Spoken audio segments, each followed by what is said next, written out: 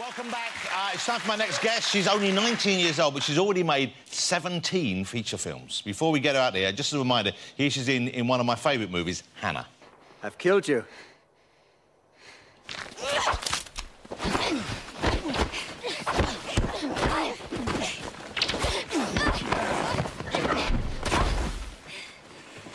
Use your hands.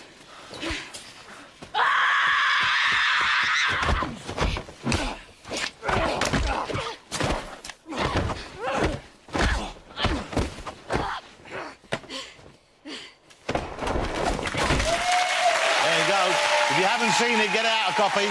She's clearly not to be messed with. Please welcome the very talented Saoirse Ronan.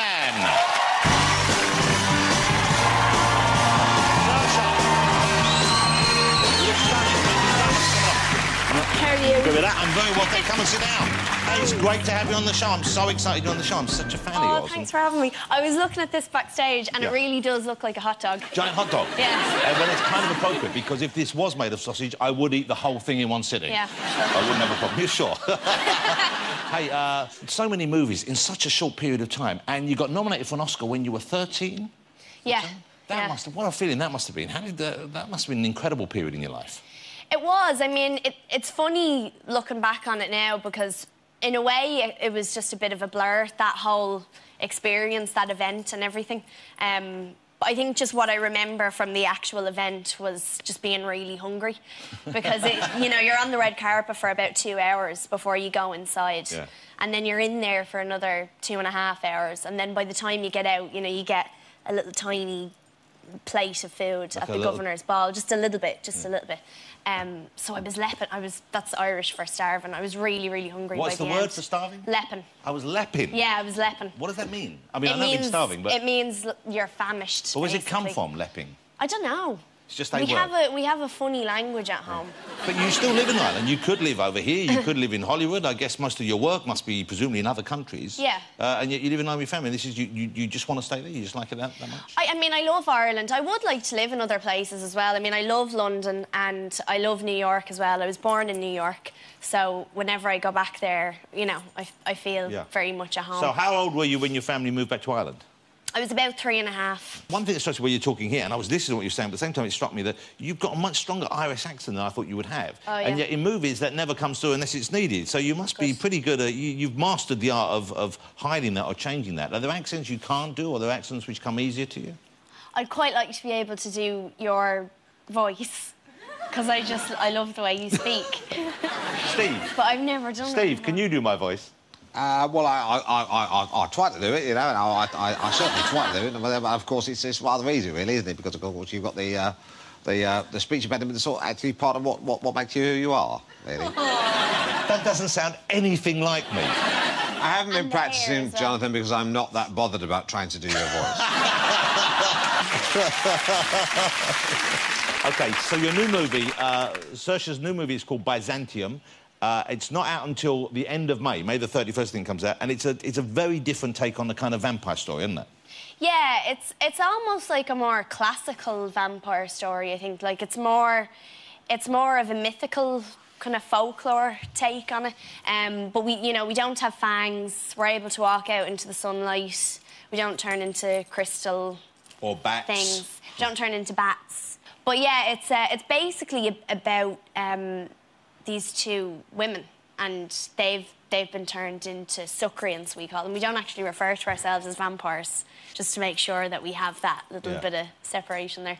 And they're mother and daughter, and so it's just really about their relationship and how they've basically kind of floated through every single era for the last 200 years.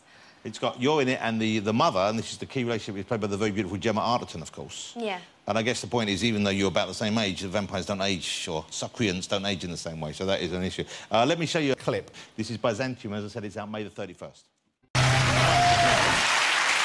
That's Byzantium, so it's a very different... It's not a horror film. I wouldn't call it a horror film, would you? No, I don't think so. It's a bit bloody. Yeah. And your character, she doesn't attack people sort of like who are unwilling, does she? There's a kind of a twist there about how she chooses the people she feeds off of.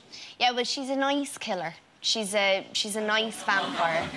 Well, basically what she does is, in order to live with what she has to do so often is she'll kill people who are ready to die.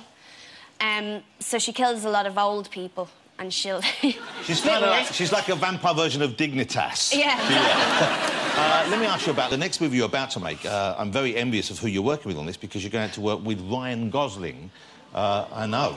Ladies, I know. That's what they all say. Yeah, and he is just about, A, one of the best screen actors going at the moment, but also this is a movie that he's writing and directing. Yeah, he's not actually in it, he's just directing it. Okay. So. And you've met him before? You know him from the past? Yeah, well, he was actually supposed to play the dad in Lovely Bones. That's right. At one stage. Now, So... I heard why they fell out over that, and it seems... Well, do you know why he didn't... talk about it on television. You're not allowed to talk about it? Well, what did you hear? I heard this. This was Peter Jackson had cast Ryan Gosling to play your character's father in The Lovely Bones, a part that was later played by Mark Wahlberg. And I heard that Ryan Gosling had his very own take as to what the character should be, and he went away and he put on a lot of weight. And he started changing, he changed his hair, and he looked kind of very different. He didn't look like Ryan Gosling. He looked like the Ryan Gosling that you see in Lars and the Real Girl, plus about another 30 pounds. Right. I think. And he came back to work and they went, whoa, hey, fatty, this isn't what we wanted, Ryan. That's what we signed up for. We wanted pecs and abs, Ryan.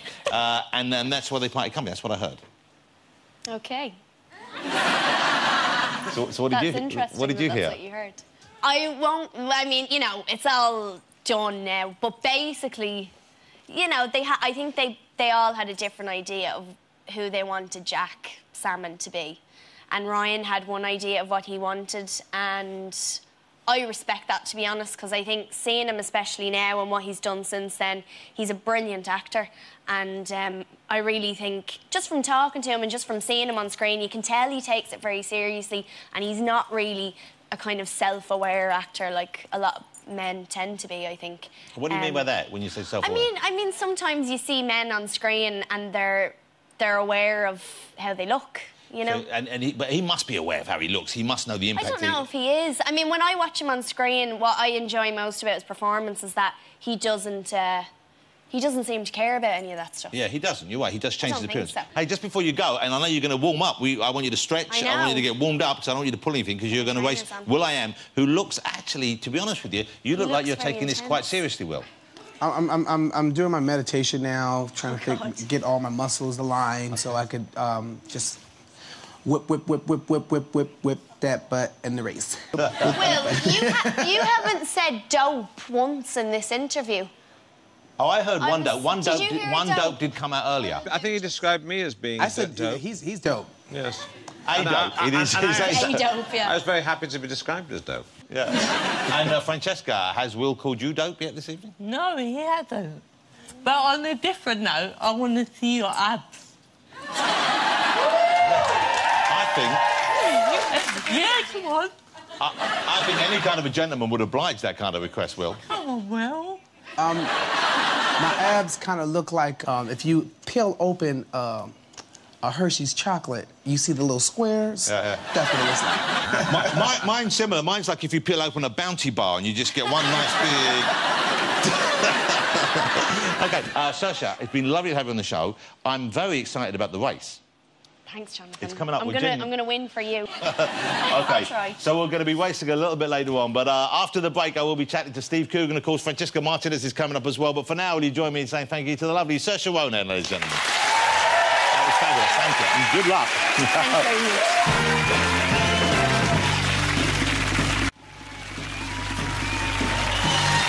Well, welcome back.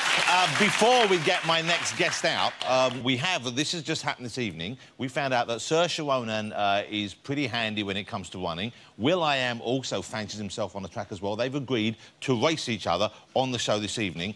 At stake is, frankly, my honour, because Will has said that if he wins, I have to run around topless over there, which, trust me, you don't really want to see, but then you might want to make sure you're recording it, just in case.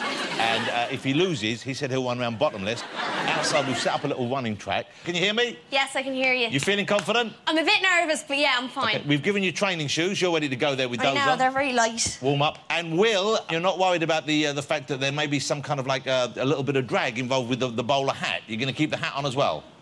So my bolo hat is aerodynamic, and the glasses that I have on right here is protecting the wind from gouging my eyes to the back of my brain, because I'm really fast. I'm trying to tell you You're going to go that fast? Yeah. And, but my heart is beating quick because I am a little bit nervous because I don't want the tailwinds to blow her back that way. Let's see how it goes. That's really, he's really trying to psych you out there. I know. Okay, just focus on your running. You ready? Yeah. Okay, you ready, Will? Hold on. Will, that's the wrong movement, Will. I'm stretching. That's not the kind of stretching. That's stretching that Tom Jones taught you, isn't it? I can tell. Okay, are you ready, guys? Yeah. 3, 2, 1, go! Saoirse, go on! Go on, Saoirse! Yeah! Oh, man! Wow. Come back here, guys. Come back. Okay, that was too close to call with the naked eye. Let's have a look at the action replay. Yeah, Saoirse, touch it. Yeah! That's right. Okay. If you've ever wanted to see will.i.am run around in his pants, then you're in luck this evening, ladies and gentlemen. Thank you, Will. And Saoirse Ronan, our winner this evening. Congratulations, Saoirse. Great running.